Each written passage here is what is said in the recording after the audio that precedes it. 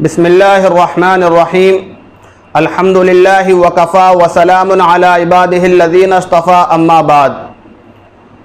حضرات ناظرین، lock down کے چلتے گھروں کے اندر عید کی نماز کو ادا کرنے کا حکم ہو چکا ہے۔ چونکہ عید کی نماز ادا کرنے کا موقع سال میں 2 مرتبہ ہی آتا ہے، اس لیے عام طور پر لوگوں کے ذہنوں سے عید کی نماز کو ادا کرنے کا طریقہ نکل جاتا ہے، اور چونکہ اس سال زیادہ تر گھروں کے اندر ہی عید کی نماز ادا کی جائے گی، تو احتمال زیادہ ہے اس بات کا کہ عید کی نماز کے اندر کچھ کمی یا کوتاہی وغیرہ رہ جائے۔ لہذا ضرورت ہے اس بات کی کہ عید کے نماز کے طریقے کو آسانی کے ساتھ سمجھا دیا جائے۔ ہم عید کی نماز کے طریقے کو نقشے کے ساتھ سمجھائیں گے، اور انشاءاللہ آسانی کے ساتھ آپ حضرات کو سمجھ میں بھی آئے گا۔ لیکن پہلے درخواست یہ ہے کہ عید کی نماز سے پہلے زیادہ سے زیادہ اس ویڈیو کو آگے تک پہنچائیں، تاکہ لوگ اس ویڈیو کو نقشے کے ساتھ دیکھ سکیں اور ان کی نمازوں کے اندر عید کے دن کوئی کمی اور کوئی کوتاہی باقی نہ رہے۔ تو ایک بات اور ذہن میں رکھیے، عید کی نماز کے لیے نہ تو اذان کہی جاتی ہے اور نہ ہی اقامت یعنی جماعت کھڑی ہونے سے پہلے جو تکبیر کہی جاتی ہے وہ بھی نہیں کہی جاتی۔ اس بات کا بھی خیال عید کی نماز ادا کرتے وقت رکھنا چاہیے۔ تو چلیے نقشہ دیکھتے ہیں عید کی نماز کا۔ آپ غور کریں تو نقشے کے اندر آپ کو 2 قسط نظر آئیں گی۔ پہلی قسط میں پہلی رکعت ہے اور دوسری قسط میں دوسری رکعت ہے۔ پہلی رکعت جب آپ عید کی نماز شروع کریں تو پہلی رکعت کے اندر سیدھے کھڑے ہو جائیں اور سب سے پہلے عید کی نیت کریں۔ ان الفاظوں کے ساتھ: نیت کرتا ہوں میں 2 رکعت نماز عید الفطر کی 6 زائد تکبیروں کے ساتھ پیچھے امام کے رخ میرا قبلے کی طرف۔ اس سے عید کی نماز کی نیت ہو جائے گی، اور اگر کسی کو یہ نیت یاد نہ ہو تو وہ صرف اتنا ہی کہہ سکتا ہے کہ میں عید کی نماز کی نیت کرتا ہوں، تو بھی اس کی نیت ہو جائے گی۔ نیت کرنے کے بعد ہاتھوں کو اٹھا کر اللہ اکبر کہتے ہوئے ہاتھوں کو باندھ لیں۔ پھر ہاتھوں کو باندھنے کے بعد ثنا پڑھیں، یعنی سبحانک اللہم و بحمدک و تبارک اسمک و تعالی جدک ولا الہ غیرک، یہ پڑھیں۔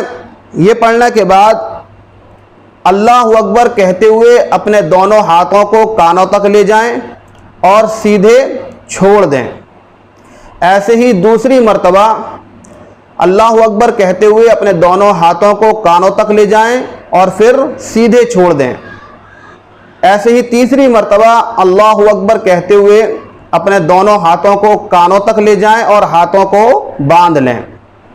ہاتھوں کو باندھنے کے بعد جو مقتدی حضرات ہیں یعنی امام کے پیچھے پڑھنے والے لوگ، وہ خاموش رہیں گے اور امام صاحب قرأت کریں گے، یعنی سورہ فاتحہ پڑھیں گے اور سورہ فاتحہ کے ساتھ کوئی سورت ملائیں گے۔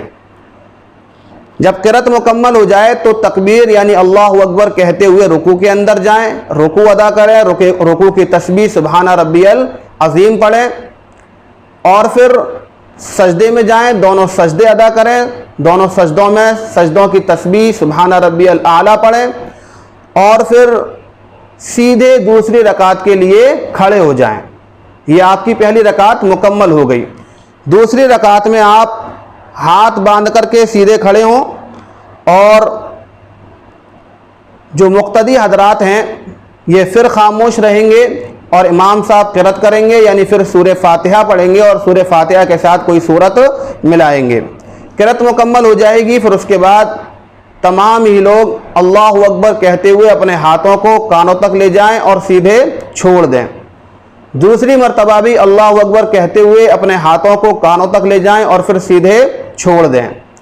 تیسری مرتبہ بھی اللہ اکبر کہتے ہوئے اپنے ہاتھوں کو کانوں تک لے جائیں اور سیدھے چھوڑ دیں۔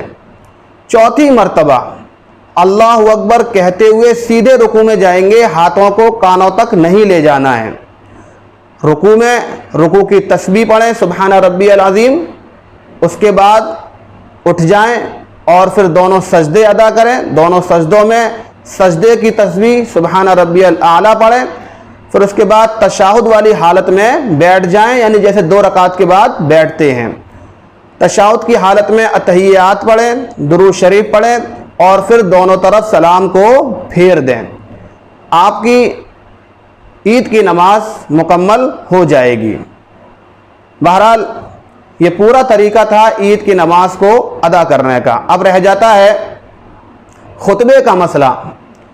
خطبہ عید کی نماز کے اندر سنت ہے۔ سنت کا مطلب یہ ہے کہ اگر کوئی شخص ایسا ہے جو نماز پڑھا رہا ہے اور خطبہ بالکل بھی نہیں دے سکتا، خطبہ چھوڑ دیتا ہے، تو بھی عید کی نماز مکمل ہو جائے گی، عید کی نماز کے اندر کوئی کمی نہیں آئے گی۔ لیکن بہتر یہی ہے کہ کچھ نہ کچھ مختصر سا خطبہ عید کی نماز کے لیے بھی دے دیا جائے تاکہ سنت پر بھی عمل ہو جائے۔ یہ خطبہ ہم آپ کو یہ دکھا رہے ہیں، اس خطبے کو آپ یاد کر لیں، ہندی میں اتار کر کے یاد کر لیں، یا جس کو عربی آتی ہے تو وہ عربی میں یاد کر لیں، اور عید کی نماز کے بعد یہ دونوں خطبے جمعہ کی نماز کی طرح دے دیں تو آپ کی نماز مکمل ہو جائے گی۔ امید ہے آپ حضرات کو یہ نقشے سے عید کی نماز کا طریقہ آسانی کے ساتھ سمجھ میں آ گیا ہوگا۔ اللہ تعالی ہمیں اور آپ کو صحیح طریقے پر عمل کرنے کی توفیق عطا فرمائے۔ السلام علیکم ورحمۃ اللہ وبرکاتہ۔